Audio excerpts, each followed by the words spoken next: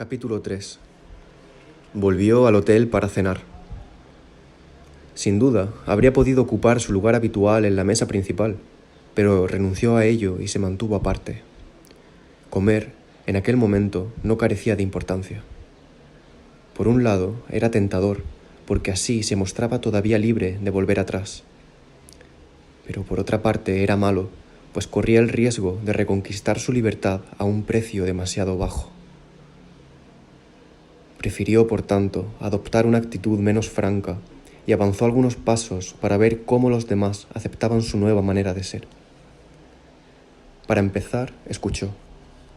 Había un ruido confuso, grosero, que unas veces se elevaba con fuerza y otras se atenuaba hasta hacerse imperceptible. Seguramente, no cabía la menor duda, era un ruido de conversación. Por lo demás, cuando el lenguaje se hacía más melodioso, reconocía algunas palabras muy simples que parecían escogidas a propósito para que pudiera comprenderlas más fácilmente. Pero insatisfecho con las palabras, sintió deseos de interpelar a las personas que tenía enfrente y se abrió camino hacia la mesa. Una vez allí, permaneció callado, observando a aquellas gentes que le parecían tener una cierta importancia. Alguien le hizo señal de sentarse, pero él declinó la invitación. Le llamaron más fuerte y una mujer entrada en años se volvió hacia él preguntándole si se había bañado aquella tarde. Thomas respondió que sí. Hubo entonces un silencio. ¿Sería posible una conversación? Sin embargo, su respuesta no debía ser muy satisfactoria, pues la mujer le miró con un aire de reproche y se levantó lentamente, como alguien que, no habiendo podido concluir su tarea, conserva no se sabe qué remordimiento, lo que no impedía que su partida diera la impresión de renunciar de buena gana a su papel. Sin dudarlo, Thomas ocupó el sitio libre, y una vez sentado en una silla que le pareció increíblemente baja, aunque confortable, no pensó más que en hacerse servir la comida que había rehusado solo hacía un instante. ¿Era ya demasiado tarde para eso?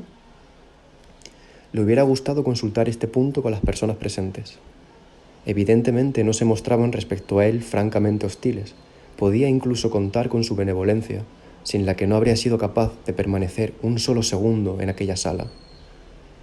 Pero había también en su actitud algo de falso que imposibilitaba la confianza e incluso unas relaciones superficiales. Al observar a su vecina, Thomas quedó consternado. Era una hermosa muchacha rubia, cuya belleza se despertaba a medida que él la miraba. Parecía haber experimentado un vivo placer cuando él se sentó a su lado, pero ahora había adoptado una especie de rigidez, con la voluntad pueril de permanecer ausente, tanto más extravagante cuanto él se aproximaba para obtener de ella algún indicio favorable.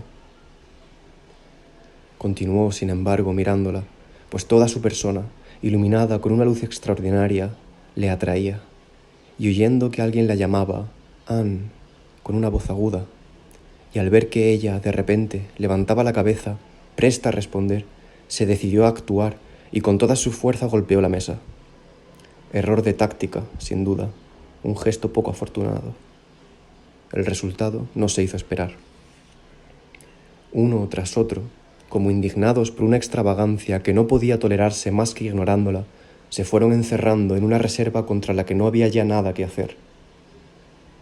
Pasarían horas sin que renaciera la menor esperanza, y las mayores pruebas de docilidad estaban tan condenadas al fracaso como todas las tentativas de rebelión. La partida parecía, pues, perdida. Entonces Thomas, para precipitar las cosas, se puso a desafiar con la mirada a todos, incluso a los que le evitaban, incluso a los que al cruzarse sus miradas le observaban en aquel momento menos que nunca. Nadie estaba de humor como para soportar por más tiempo aquella mirada vacía, exigente, que reclamaba no se sabía qué y que erraba sin control, pero su vecina la tomó particularmente mal. Se levantó, se arregló el pelo, se secó el rostro y dispuso su salida en silencio. Cuánta fatiga había en sus movimientos. Hacía solo un instante que aquel rostro bañado por la luz, el reflejo que iluminaba su vestido, habían hecho su presencia tan reconfortante, y ahora aquella claridad se desvanecía. no había más que un ser cuya fragilidad se traslucía en su belleza ajada y que perdía incluso realidad, como si los contornos del cuerpo no hubieran estado dibujados por la luz, sino por una fosforescencia difusa, como emanada, se diría, de los huesos. Ningún estímulo podía ya esperarse de ella. Obstinándose con indecencia en su contemplación, no podía más que hundirse en un sentimiento de soledad, donde, por lejos que quisiera llegar, se perdería y continuaría perdiéndose eternamente.